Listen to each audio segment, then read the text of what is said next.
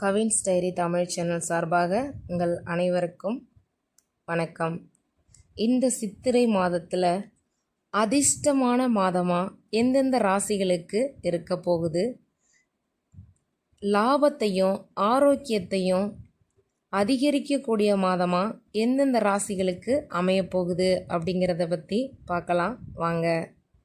சூரிய பகவான் ஏப்ரல் 14 மீன ராசியிலிருந்து மேச ராசிக்கு பயிற்சியாகி உச்சம் பெறாருங்க. சூரியனோட பயிற்சியால் இந்த சித்திரை மாதத்தில் சில நற்பலன்கள்லாம் உங்களுக்கு கிடைக்க போகுது. மேச ராசியில் ஏப்ரல் 14 திங்கட்கிழமை சூரியன் பயிற்சியாகக்கூடிய சித்திரை மாதம் பிறக்குது. செவ்வாய் பகவானை அதிபதியாக கொண்ட மேச ராசியில் சூரியன் உச்ச பலனை தரக்கூடியவராக இருக்க போகிறாரு.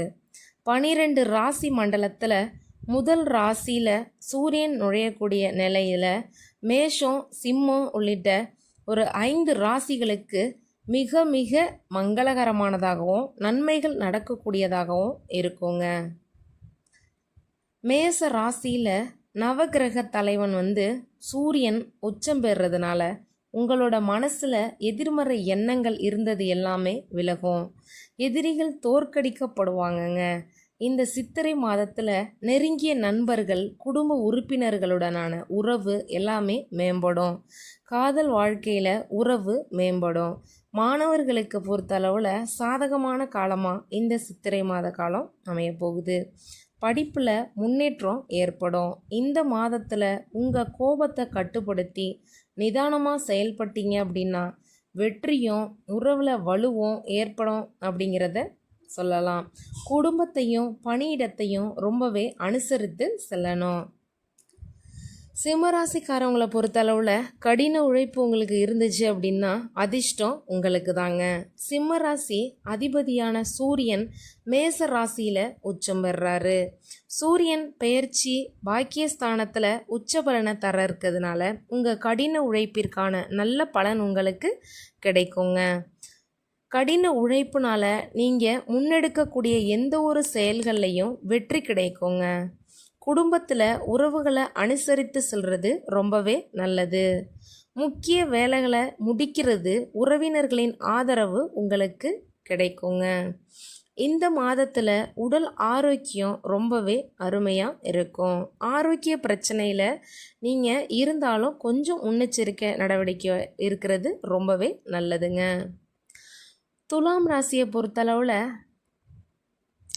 இந்த சித்திரை மாதம் தொழில் வியாபாரம் செய்யக்கூடியவர்களுக்கு சூரியனோட உச்ச நிலையால் சில விஷயங்களில் ரொம்ப நல்ல லாபம் தரக்கூடிய காலகட்டம் அமையுங்க. துலா ராசிக்கு சூரியன் லாபஸ்தான அதிபதியாக இருக்கிறதுனால ஏப்ரல் 14 மேச ராசியான சமசப்தம ஸ்தானத்தில் 7ஆம் வீட்டில் நுழையிறாரு. இந்த மாதத்தில் தொழில் வியாபாரம் அருமையாக இருக்கும். கவனமாக செயல்பட்டீங்க அப்படின்னா வெற்றி உங்களுக்கு தாங்க. பொறுமை மற்றும் சாந்த குணத்துடன் இருந்தீங்க அப்படின்னா அதிக நற்பலன்களை நீங்கள் பெறலாம். முக்கியமாக கோபத்தை தவிர்க்கிறது உங்களுடைய நற்பலன்களுக்கு வழிவகுக்கும். தனுசு ராசி அன்பர்களை பொறுத்தளவில் இந்த சித்திரை மாதம் பாக்கியஸ்தான அதிபதியான சூரியன் தனுசு ராசிக்கு இருக்கிறாரு. இந்த சித்திரை மாதத்தில் பூர்வ புண்ணிய ஸ்தானத்தில் உச்சநிலை பெற இருக்கிறாரு. சூரியனுடைய பெயர்ச்சியால் இந்த மாதத்தில் ஆன்மீக காரியங்களில் உங்களுக்கு அதிக ஈடுபாடு இருக்குங்க. இந்த சூழல் சாதகமாகவும் உங்களுக்கு அமையும். எல்லா விஷயத்துலேயும் சாதகமாக இருக்கும். உங்களுக்கு எல்லா நற்பலன்களும் ஏற்படுறதுக்கு இந்த ஆன்மீக காரியங்களில் உங்களுக்கு ஈடுபாடு இருக்கிறது ரொம்ப அவசியம். வேலை தொழில் வியாபாரத்தில் லாபம் கிடைக்குங்க. கோபப்படுவதை மட்டும் கொஞ்சம் தவிர்த்துக்கோங்க. குழப்ப மனநிலையை தவிர்த்து நிதானமாக செயல்படணுங்க. இறைவனை பிரார்த்தனை செஞ்சீங்க அப்படின்னா உங்களுக்கு சிறப்பான வழி கிடைக்கும். கும்பராசி அன்பர்களை பொறுத்தளவில் இந்த மாதம் ரொம்பவே அதிர்ஷ்டமான மாதம் அப்படின்னு தான் சொல்லணும். எதில் அப்படின்னு பார்த்தீங்க அப்படின்னா வியாபாரம் மற்றும் தொழிலில். அந்த வியாபார தொழில் சார்ந்ததில் ரொம்பவே அதிர்ஷ்டகரமான மாதமாக உங்களுக்கு அமைய போகுது.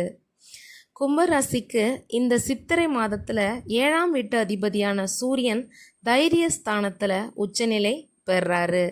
இதனால் உங்களுக்கு நல்ல பலன்கள் கிடைக்குங்க. சூரியனோட பயிற்சி உங்களுக்கு சாதகமாக இருக்கும். தன்னம்பிக்கையை அதிகரிக்கும். உடல் ஆரோக்கியம் மேம்படும்.